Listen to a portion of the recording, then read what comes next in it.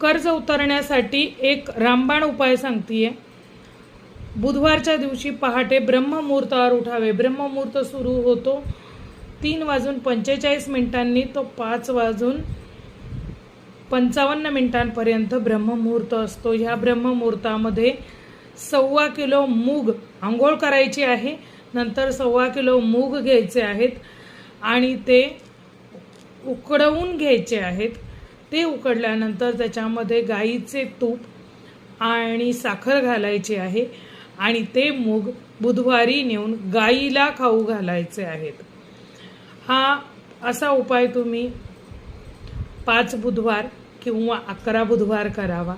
कर्ज उतरण्याचे मार्ग तुम्हाला 100% सापडतील आणि कर्जमुक्ती होईल।